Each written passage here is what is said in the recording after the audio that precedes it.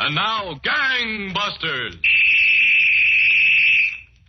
Gangbusters, presented in cooperation with police and federal law enforcement departments throughout the United States. The only national program that brings you authentic police case histories.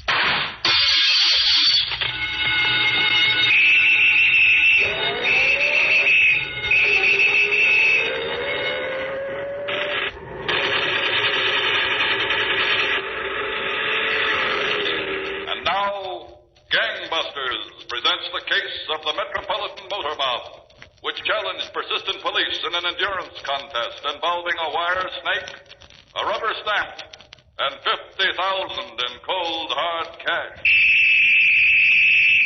Tonight, Gangbusters has asked the Honorable John J. Sullivan, former Deputy Commissioner and Chief of Detectives of the Police Department of the City of New York, to narrate the case of the Metropolitan motor mob.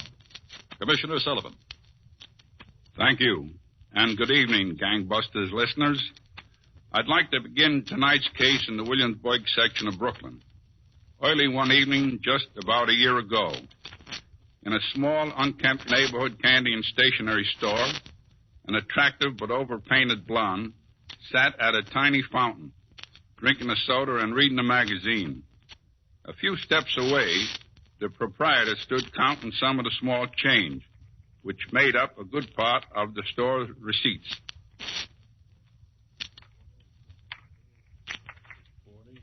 George. What? You made the soda too sweet. Will you put in a little Vichy? Put it in yourself. I'm busy. I don't know the Vichy from the plain water. For crying out loud, I'm trying to count up some money. Nickels and dimes. 10 years you got a candy store. You don't know how to make a soda yet. Hey, try that. And leave me alone. George. What? Why don't we sell a joint? There's a lot of other things we could be doing nights, you know.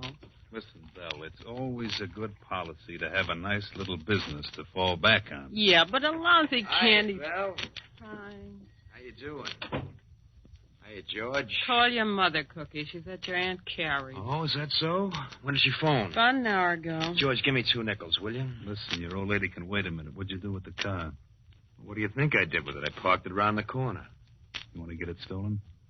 Well, how's somebody going to steal it? Just like you did. Nobody can steal it. They took the jumper off the ignition. Well, get it in the garage. You ought to know better than let a hot car lay on the street. Some cop's liable to trip over it. All right, give me a chance. Give him a chance. It takes him 3 hours to go out to Bensonhurst and lift the car and bring it back here. He wants me to give him a chance. Get it in the garage, Cookie. I want to get it registered in the morning and move it for a fast sale. George, just let me call my mother. Give me a couple of nickels for a dime, will you? Here. Call your mother and get the car in the garage. All right. A few minutes, George. What's with his mother all the time, anyway? Oh, it's psycho, whatever they call it. It's got something to do with Freud. What's Cookie and his mother got to do with anybody like Freud? I read it once in the paper, the Mirror, on Sunday morning, a big article in the magazine section. You think a guy who was long past the 30 mark and has already had 1 or 2 bits in Sing Sing behind him could send his old lady a buck or two once in a while and forget about it? Well, according to Freud, you get attached to something. It's a proven fact. Because it was in a mirror? In Cookie's case, it's his mother. With you, it's this lousy candy store. You're a big-time operator in hot cars. You got to set up with forged registrations and special keys and a whole crew of guys. The money's pouring in from all sides. So what's that prove? It proves you got no business spending 12, 15 hours a day in a joint like this.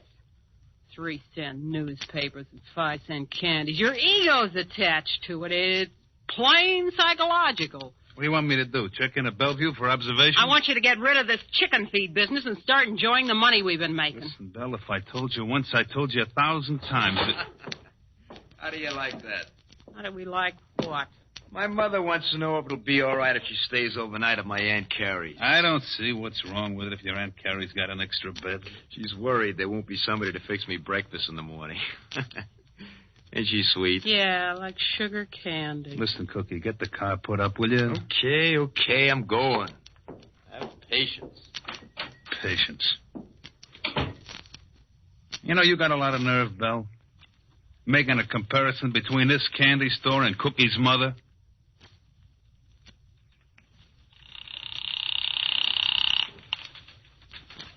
Lieutenant Hanson. Adler, Lieutenant. Sergeant Ryan is out here with one Happy Harry Harris. Is that the used car dealer? Yeah, that's right, Lieutenant. All right. Tell Ryan to bring him in. Yeah.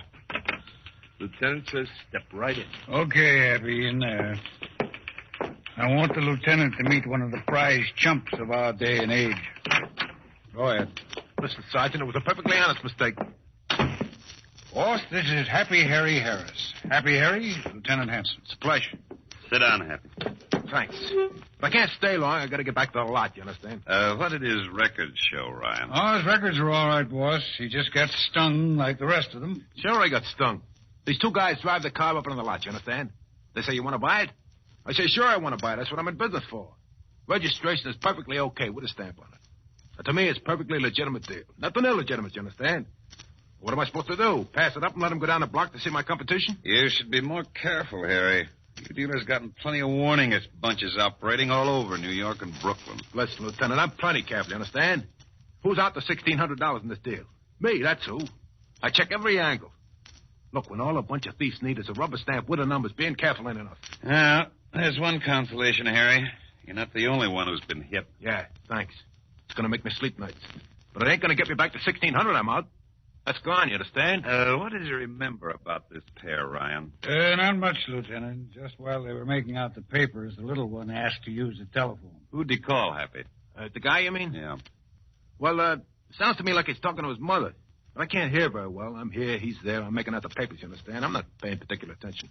But he calls her Ma, over the telephone, that is. I've been over this angle with him, Lieutenant. We got everything we need on it. Okay, Harry. If we want you any more, we'll be in touch. Yeah, thanks. And you'll be more careful from now on, huh? Careful. From now on, I investigate every deal from top to bottom, you understand? Every customer's got to bring his birth certificate. So long. What number was that, Ryan? 22, boss. And there's no telling how many more we haven't heard about yet. Don't you think that's just about enough? Yeah, I'd say so. Then suppose you start getting a line on those thieves. Listen, boss, I got Adler and Mackey and myself, all of us working overtime. We can't even get a smell. These people jump from Brooklyn to New York to the Bronx and back to Queens. They pick up a car here, they sell it to a dealer there. Okay to come in, Lieutenant? Yeah, Adler, come ahead. Well, was Happy Harry any help? Yeah, a lot of help, Adler. One of the thieves has got a mother. No kidding. You fellas better start making some progress on this. Chief's beginning to put the pressure on me, and I'm passing it right along to you. I want those thieves. Ryan, how did Happy Harry know that one of them had a mother? Called her on the telephone from the shack on the used car lot. Huh? Come to think of it, that's sort of a strange thing for a thief to do. All the thieves I know are strange people, boss. You know, I once handled a guy 5 or 6 years ago. We talked to him about car thefts, burglaries. He talked to us about his mother. What was his name? Copped the plea, got 2 to 5 years out of it, I think. Oh, it couldn't be the same guy. You could check him. Dallas. Cookie Dallas. Yeah, Cookie Dallas. Well, come on, Adler. Let's see what we can dig up on Mr. Cookie Dallas.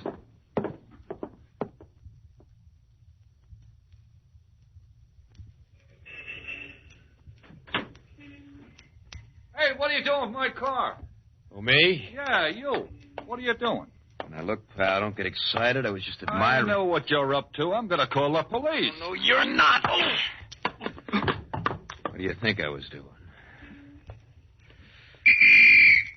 Hey, what's going on there? Holy...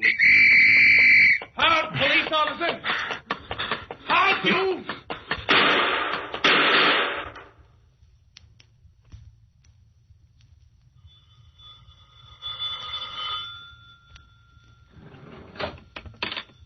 Hello, candy store. Hello, George. This is Cookie. Did my mother call? No, she didn't. No, huh? But if she does, will you tell her I won't be home to sleep tonight? What's the matter? Listen, George, I had a little trouble. What kind of trouble? Well, I was working on a brand new Roadmaster seat net, like off the floor. So? So the owner walks up out of the dark. I had to bounce him one on the head. Then a cop walks around the corner. Did you get away okay? Well, I ain't talking for no police station.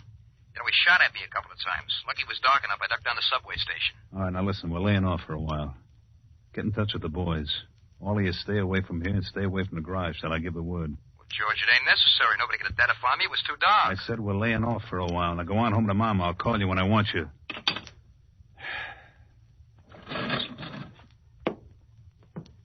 Who was it, George? It's Cookie. He had a narrow squeak. You know, I've been looking for something like this, Bill. Good excuse to keep Cookie and the boys from coming around. We're stopping the operation. So what happens to the business? Well, if the business goes on, the store stays open as usual. I don't mean this lousy penny's worth of this, penny's worth of that business. I mean the automobile business. Oh, baby, there is now something like 50 grand in the kitty. Right or wrong? Right, but the kitty ain't all yours, you know. Half belongs to Cookie and the boys as well, and me. I decided it's all going to be mine. And yours. So? What made you decide that? That stands to reason. The man with the brains is entitled, don't you think? Maybe. Maybe you're right, George.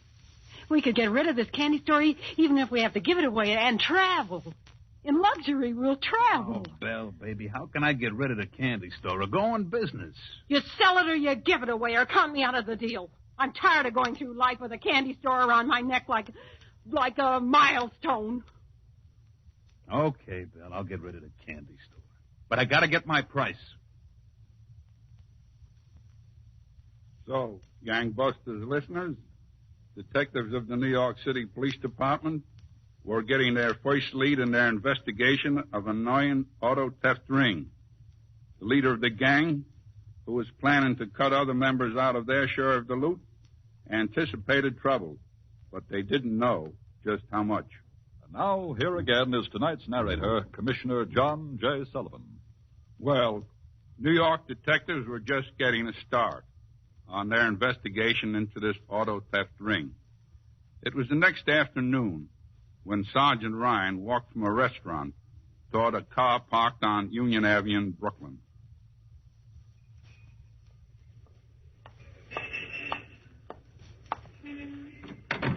Cookie's coming out, Lieutenant. Good. Just paying his check. All right, Happy. I'll point out this man when he passes. His name's Cookie Dallas. He's an ex-convict with a record for auto theft. We think he may also be the one at whom a patrolman fired 2 shots last night. We don't know. I want you to take a good look at him and tell me if he's one of the men. The one that used the phone. Yeah, Lieutenant. I'll take a look. But I don't have much recollection for the guy, you understand? The other one does all the transacting. The little one is just along for the ride. Here he comes, boss. Look him over, Happy. That one. Yeah, you bet. I'm looking.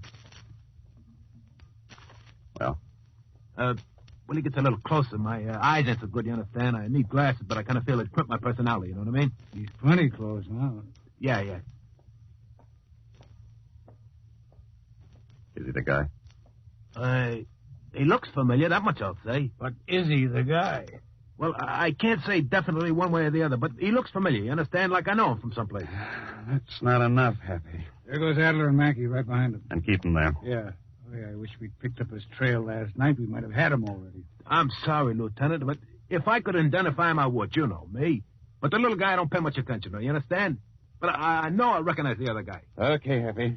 If Cookie's one of them, sooner or later he'll lead us to the man you can recognize. George. Shut that thing off. Shut it off. Okay. It's off, Bill. 6 o'clock. Well, 6 o'clock on a Sunday morning. I gotta get the store. Customers will be down wanting the Sunday papers. Let them get them elsewhere. Who cares? Ah, Belle, honey, I'm sorry. It ain't in my heart to sell the store. Yeah, well, it's in my heart. Like you said, it must be psychology, the same as Cookie's mother. A man with brains enough to work out a perfect racket stealing cars don't have to peddle newspapers at 6 o'clock Sunday morning. I'm sorry, Belle. I can't sell the store. If I gotta give up the car-stealing racket and keep the store, I'll give up the racket. And what if you gotta give up your wife? Oh, now, Belle, don't force me to make such a choice. Oh, look at him. The big martyr standing there expecting somebody to shed tears for him. Belle, I can't. If you stick around the store, how long do you think it'll be before Cookie and the others will want their dough? How long can you stall? I'll think of something to tell them. Okay, George. You keep the store. Oh, honey, baby, I'm glad you can see it my way. I can't see it your way, George. I just got plans of my own, and they don't include any candy store with newspapers at 6 o'clock Sunday morning.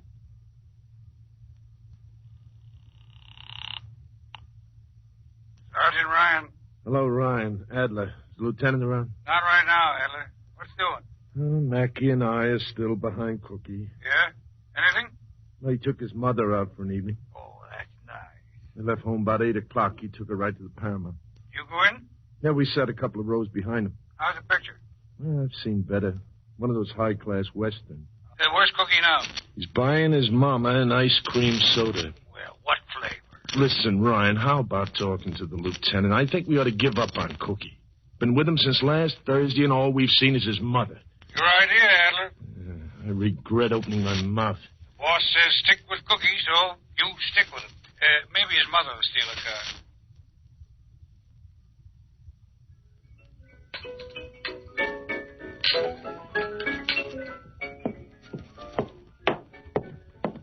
Hello, pal. Hope I ain't too late. Oh, don't let it bother you, Cookie. There's nothing I like better than waiting in a saloon all alone. Sam. Yeah, thanks. What do you want to drink? Oh, no, not a thing, Belle. I just finished an ice cream soda not half hour ago. What flavor? Strawberry. And you keep me waiting because of an ice cream soda. Well, it wasn't the ice cream soda. It was a long picture. Can't expect somebody to take his mother out without buying an ice cream soda or something after, can you? No, Cookie. I guess you can't. Well, what's the deal? George ready to start operating again? It's about time. No, George ain't ready. Well, listen, what's the matter? I don't see you getting so hot with cops. We got a good thing. We got to milk it. Boys are getting impatient. Not to mention me. George says no. All right, George says no. What about the dough I got coming? What's holding that up? I could use it. Listen, Cookie. If George is so stubborn, we could start right up operating again without George. Well, sure we could. Without George? Yeah. You get the boys to lift the cars. I'll take care of making up the registrations and the license plate. Now, wait a minute, Beth. I know how it's done. I've seen him do every one of them. There's no trick to it. Yeah, but George ain't going to be very happy. Oh, he'll be happy enough with his candy Beth, store. you're You sick of- want dough, don't you, Cookie? If George would give me what I got coming, I'd be okay. He won't give you what you got coming. Who says he won't? I do. That ain't no way to do. He won't give it to you unless you and the rest of the boys get together and get tough. Awful tough. Whose side are you on, anyway? I've had enough of George and that lousy candy store. I want to live, Cookie. Yeah? Oh, he dreams in nickels and dimes. Well, Give me some time to think it over. I'm anxious to get started. Start thinking right now. Yeah. Yeah, I'm thinking.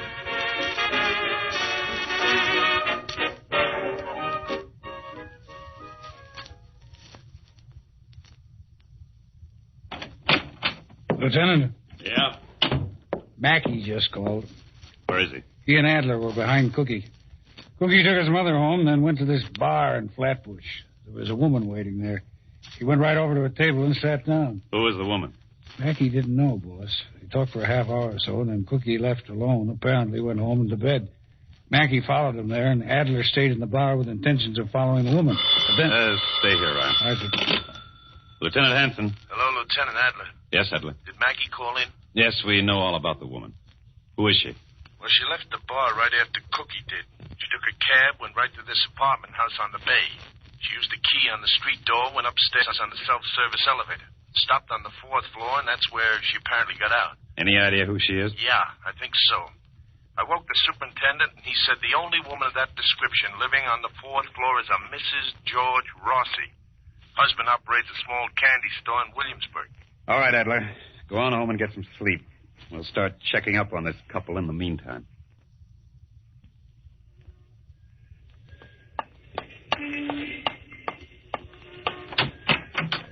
Good morning, George. Good morning, Belle. How's every little thing?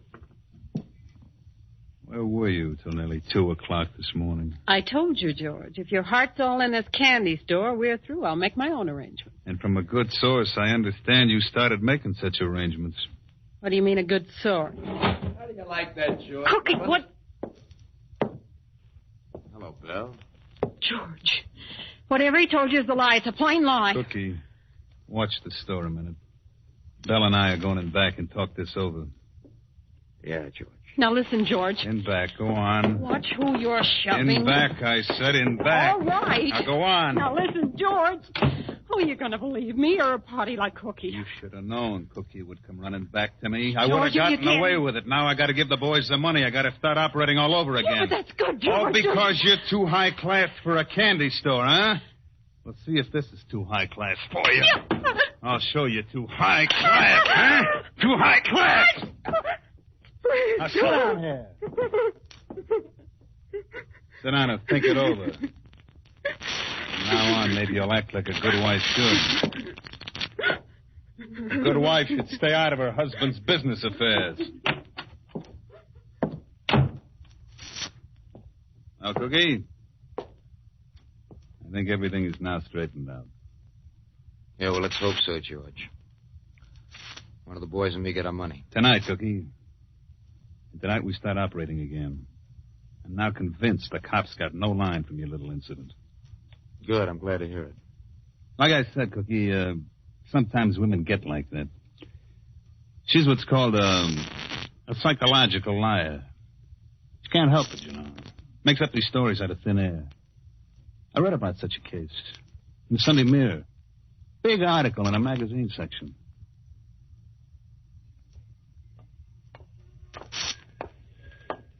All right, Happy. We'll walk by the store again. Take a good look in the window. I've got to know definitely whether that's the man. Yeah, Lieutenant. If I can identify him, I will. I want to help the law, you understand? Okay. Take your look. Well? That's him, Lieutenant. The one behind the soda fountain is him. I know him anyway. He's got that peculiar look, you understand? Okay, hold it here. Yeah. Ryan, come here. Oh, you know, I've been in the automobile business since Plymouth was a rock. But from where I sit, you never think cops work this hard. Yeah, Lieutenant. How'd it go? Happy sure George is the guy. Well, positive. Good. I want men on both Cookie and George 24 hours a day. If and when they grab another car, we got them right. And that's the way I want them. Right. George. How's it look, Cookie? It's a new Cadillac sedan. Doors and windows? And locked. There won't be no trouble. Where's the owner? In that bar for a drink. We got time? Can he have his drink in 20 seconds? What are you so nervous about? Oh, it's a long time since I worked on the streets. Well, so what? You never forget. All right, let's go. Lean on the no-draft ventilator, and I'll slip the loop through. Okay, I know. All right, lean on it. Yeah. That's it. How you doing? Hold it. Hurry it up, will you? There she is. All right, get it. See? I'm an expert. How are you on the ignition? Now, just let me handle it, George. Don't get nervous. All right, then handle it. You know, George, I'm surprised at you. Considering you taught me this business.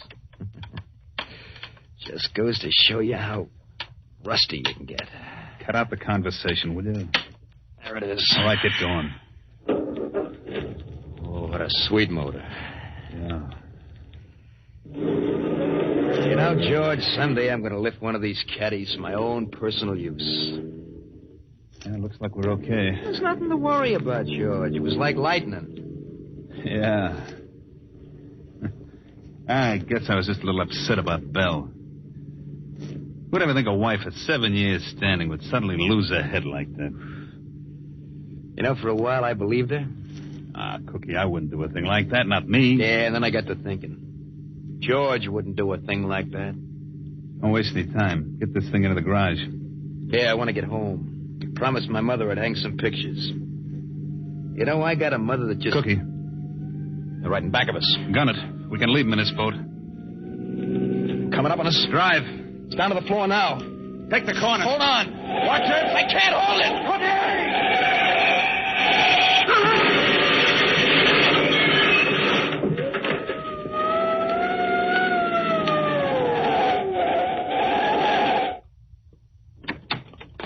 Look bad. Come on. Watch him. Maybe they're faking. Oh, that ain't faking. Adler, get an ambulance. Yeah, it's a call box on the corner.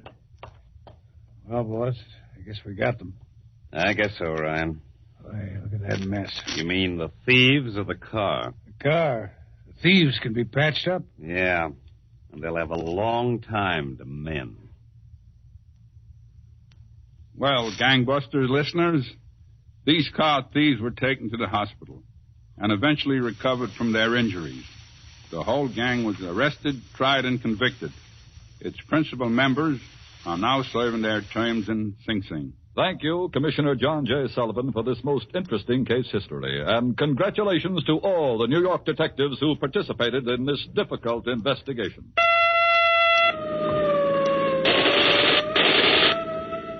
Tonight's case was dramatized by Stanley Liss and directed by George Zachary with Vandal Kramer and Eileen